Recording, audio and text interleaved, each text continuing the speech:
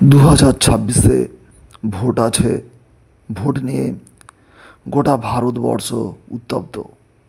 এখানে কংগ্রেস কি পারবে, না বিজেপি পারবে, না তৃণমূল পারবে পশ্চিমবঙ্গে ক্ষমতায় আসতে? কংগ্রেসকে ফিনিশ করতে রাহুল একাই যথেষ্ট। কংগ্রেস যত দুর্বল হয়েছে ততই সে জোট রাজনীতিকে অগ্রাহ্য করতে শুরু করেছে। রাহুলকে দেখলে তারাশঙ্করের জলসাঘর কাহিনীর বিশ্বম্ভর রায়ের কথা মনে পড়ে। বিশ্বম্ভর যেমন বাস্তব পরিস্থিতিকে অস্বীকার করে অতীতের স্মৃতি ও অহংকারকে আশ্রয় করে বাঁচতে চেয়েছিলেন, আজ গান্ধী পরিবারের মানসিকতাও তাই। রাহুল মাটিতে নেমে আসতে পারেননি। সুপ্রিয় দর্শক মণ্ডলী, আজ কংগ্রেসকে নিয়ে জানব। বর্তমান পরিস্থিতিতে কংগ্রেস কোন দিকে যাচ্ছে সেটা জানব। প্রথম থেকেই নরেন্দ্র মোদীর নেতৃত্বাধীন বিজেপির একমাত্র লক্ষ্য কংগ্রেসহীন ভারত গড়ে তোলা। প্রথম থেকেই নরেন্দ্র মোদীর নেতৃত্বাধীন বিজেপির একমাত্র লক্ষ্য কংগ্রেসহীন ভারত গড়ে তোলা। সেই লক্ষ্যে দিনের পর দিন নানা কৌশল অবলম্বন করে চলেছেন মোদী। তার প্রথম ঝটকাটা লেগেছিল 2016 সালে। ওই বছর অক্টোবর মাসে মোদী রাতারাতি 500 এবং 1000 টাকার নোট বাতিল করার কথা ঘোষণা করলেন। কালো টাকা ধরবেন বলেই নাকি এই পদক্ষেপ ছিল। কালো টাকার হদিশ মেলেনি তখন অনন্ত যন্ত্রণার মধ্যে মানুষের দিন কেটেছে।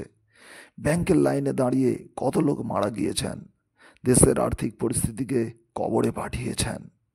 এসব অবশ্য বিজেপিকে বিব্রত করেনি, কেননা তারা জেনেছিল ঢিলটা ঠিক জায়গাতেই গিয়ে পড়েছে।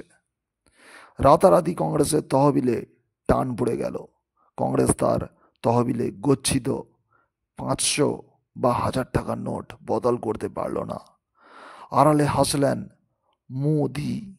এছাড়া বহুবার জয়ী কংগ্রেস বিধায়কদের কিনে নিয়ে কয়েকটি রাজ্যে গদি উল্টে দিয়েছে বিজেপি। এভাবেই একটা একটা করে মোদি পদক্ষেপ নিয়েছেন কংগ্রেসকে ফিনিশ করতে। আর্থিকভাবে এবং সংগঠনের দিক থেকে আজ কংগ্রেস খুবই অসহায়। তবে তার থেকেও একটা বড় দুর্বলতা কংগ্রেসের আছে, সেটা হলো নেতৃত্বের দুর্বলতা। সত্যি বলতে কি, কংগ্রেসের এমনই দুর্ভাগ্য যে মোদি বা শাহের মতো সম ক্ষমতাসম্পন্ন নেতৃত্ব তাদের ভাণ্ডারে নেই। গত নির্বাচনে কংগ্রেসের যেটুকু আসন বেড়েছে তার পিছনে রয়েছে বিজেপির প্রতি মানুষের ক্ষোভ এবং আঞ্চলিক দলগুলির শক্তি বৃদ্ধি। বিভিন্ন রাজ্যের দিকে তাকালে বোঝা যায় তাদের প্রদীপের তেল কমে এসেছে। এর জন্য শুধু বিজেপিকে দায়ী করলে সর্বাংশে ভুল হবে। দায়ী কংগ্রেস নিজেই। তার আত্মিক দুর্বলতাই তাকে ভিতর থেকে ভাঙছে। রাজনীতি এখন তীব্র গতিশীল, প্রতি মুহূর্তে তার পট পরিবর্তন হচ্ছে। এই সময় মোদির মতো পরিশ্রমী, বাগ্মী, চতুর নেতাকে টক্কর দিতে গেলে বিপরীতে দরকার এক সিংহ পুরুষ। সেই ক্ষমতা যে রাহুল গান্ধীর নেই, এতদিনে দেশের মানুষ সেটা জেনে গিয়েছেন। হাফ প্যান্ট পরা পার্ট টাইম নেতৃত্ব দিয়ে কংগ্রেসের মতো দলকে পরিচালনা করা যায় না। শুধু নেহেরু, ইন্দিরা, রাজীব ব্র্যান্ডের ঘিয়ের গন্ধ শুঁকে কংগ্রেসকে এগিয়ে নিয়ে চলা সম্ভব নয়। তবে মাটি কামড়ে পুড়ে থেকে খাদের কিনারা থেকে দলকে ফিরিয়ে আনার দম যে রাহুলের নেই। বেশ কয়েক বছর ধরে তাঁর নড়াচড়া দেখলেই বোঝা যায়। একটা পরিক্রমা, দুটো সভা করে দলের সংগঠনকে মজবুত করা যায় না। দলের একজন শীর্ষস্থানীয় নেতাকে হোল টাইমার হতে হয়, দলের লক্ষ লক্ষ নেতা কর্মীদের কাছে দৃষ্টান্ত হয়ে উঠতে হয়। সেটা যে কেমন তা মোদি বা মমতাকে দেখেও রাহুল শিখতে পারেননি। কিছুদিন রাজনীতিতে, কিছুদিন সভা সমাবেশ, আবার হঠাৎ করে বেশ কিছুদিনের জন্য উধাও। কয়েকদিন পর জানা যায় রাহুল গান্ধী বিদেশে ছুটি কাটাচ্ছেন। সত্যি কংগ্রেস এখন একটা অভিভাবকহীন দল। এই অবস্থায় মনে হয় কংগ্রেসকে সত্যি করে ফিনিশ করার জন্য বিজেপির প্রয়োজন নেই। রাহুলের একনিষ্ঠতা ও কঠোর মানসিকতার অভাব, এক সূত্রে সবাইকে বেঁধে রাখতে না পারার ব্যর্থতায় দলটাকে ক্ষুদ্র থেকে ক্ষুদ্রতর করে তুলছে। কংগ্রেস নিজেদের দীর্ঘদিন জমিদারের পার্টি ভেবে এসেছে। জমিদারের পার্টি কংগ্রেস প্রথম থেকেই তার মধ্যে ছিল একটা সামন্ততান্ত্রিক ভাবনা। স্বাধীনতার পর বেশ কিছুদিন তাকে চ্যালেঞ্জের মুখে পড়তে হয়নি, কিন্তু স্বাধীনতার পর দ্বিতীয় প্রজন্ম বড় হতেই কংগ্রেস বেকায়দায় পড়তে শুরু করে। ইন্দিরার মৃত্যুর পর আবেগের ভোটে রাজীব জিতেছিলেন, কিন্তু ইন্দিরার জরুরি অবস্থার কথা মানুষ ভুলতে পারেননি। তাই রাজীবের মৃত্যুর পর থেকে কংগ্রেস নেতৃত্বহীনতায় ভুগতে শুরু করে। কংগ্রেস নেতাদের মধ্যে গান্ধী পরিবার সম্পর্কে আলাদা আবেগ ছিল, কিন্তু ততদিনে সে নেতৃত্ব নিয়ে প্রশ্ন উঠতে শুরু করে। প্রণব মুখোপাধ্যায় প্রথম বুঝেছিলেন কংগ্রেসকে বাঁচাতে গেলে জোট বাঁধতে হবে, কেননা কংগ্রেসের এককভাবে পথ চলার দম ফুরিয়েছে। এই কথাটা তিনি সোনিয়াকে বোঝাতে পেরেছিলেন বলেই 2003 সালে কংগ্রেস ক্ষমতায় এসেছিল। সেবার কংগ্রেসের সঙ্গে হাত মিলিয়ে ভোটে লড়েছিল ডিএমকে, আরজেডি, আরএলডি, টিআরএস, জেএমএম দলগুলি।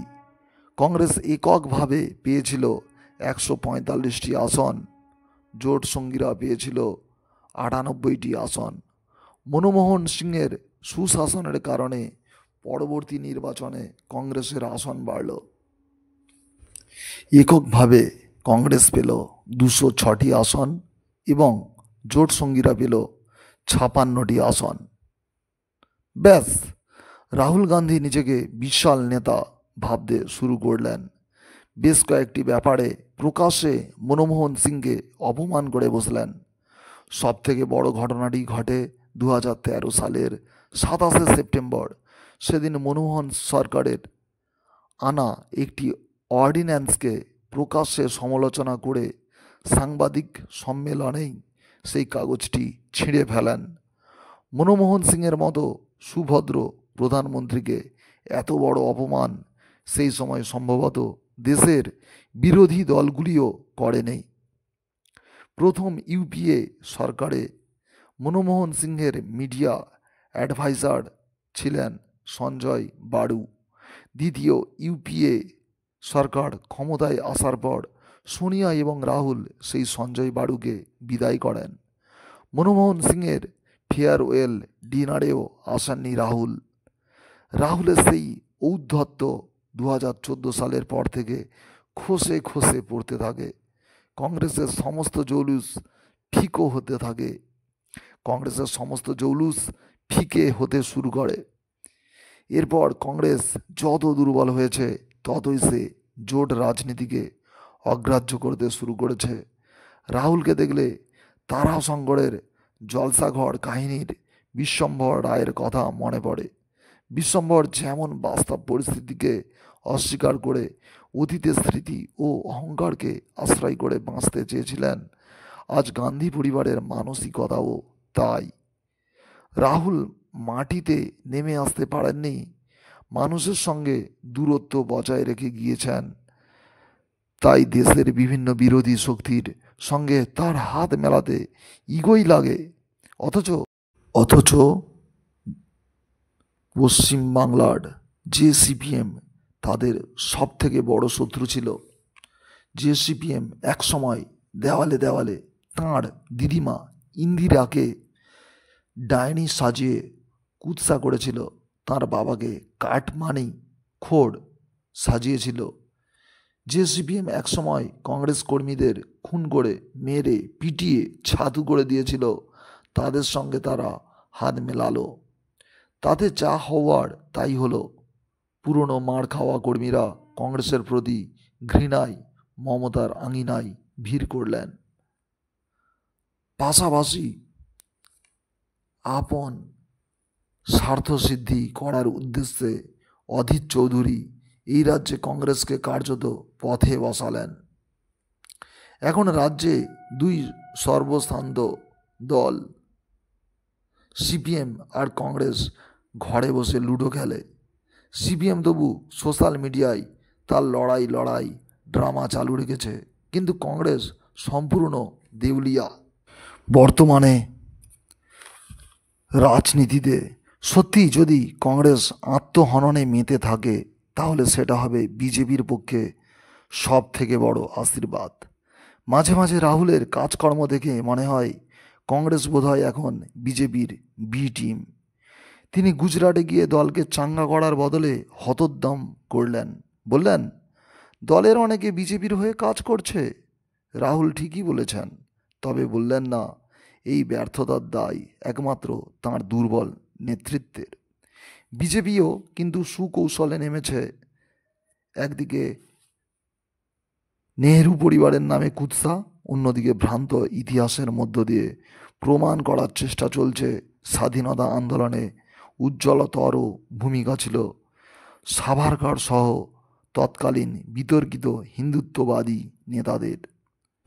গোয়েবলস থিওরির মতো তারা বারবার অসত্য ঘটনাগুলিকে সত্য বলে প্রমাণ করার আপ্রাণ চেষ্টা করে চলেছে।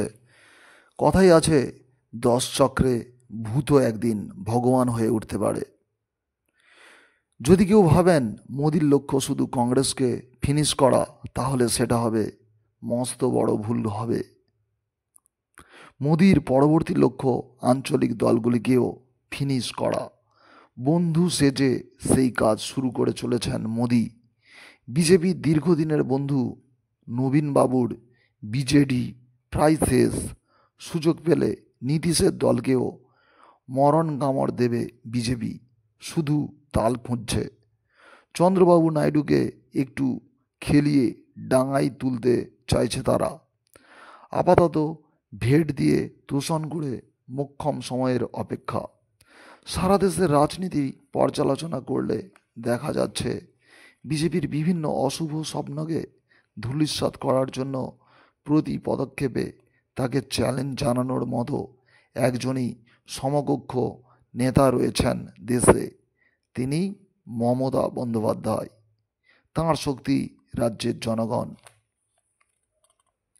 বাঙালি জানে বিজেপি পশ্চিমবঙ্গে ক্ষমতায় এলে গুটকা আধিপত্য বাড়বে। রাজ্যকে কয়েক বছরের মধ্যে দ্বিতীয় উত্তরপ্রদেশ বা বিহার হয়ে যাবে। হিন্দিভাষীর রক্তচক্ষুর সামনে বাঙালিকে কেঁচো হয়ে থাকতে হবে। বাঙালির অস্মিকা পাপোসে গড়াগড়ি খাবে। স্বীকার করে নিতে হবে আধুনিক বিজ্ঞানের সব কিছু বেদে আর রামায়ণ মহাভারতে আছে। তাই চারিদিকে ধর্মের বিষ নিঃশ্বাসের মাঝেও বাঙালি তার যাত্রাভিমান বজায় রাখার চেষ্টা করে চলেছে। এই আত্মগরিমাটুকু বাঙালি অনুভব করতে না পারলে কালের গড্ডালিকা প্রবাহে ভেসে যাবে তার পরিচয়, তার ইতিহাস, তার সংস্কৃতি। এই লড়াই বাঙালিকে জারি রাখতেই হবে। আপনারা নতুন যদি হন এই চ্যানেলে, অবশ্যই সাবস্ক্রাইব, শেয়ার, কমেন্ট করবেন। অবশ্যই কমেন্ট করবেন। এটি বর্তমান পত্রিকা থেকে বিশেষ নিবন্ধ সন্দীপন বিশ্বাস স্যার লিখেছেন। এই চ্যানেলের পক্ষ থেকে সন্দীপন বিশ্বাস স্যারকে কৃতজ্ঞতা জানাই। তার বক্তব্যের জন্য দায়ী একমাত্র তিনি, এই চ্যানেল কোনোভাবে দায়ী নয়। আপনারা সবাই খুব ভালো থাকবেন, অবশ্যই সাবস্ক্রাইব করবেন। নমস্কার।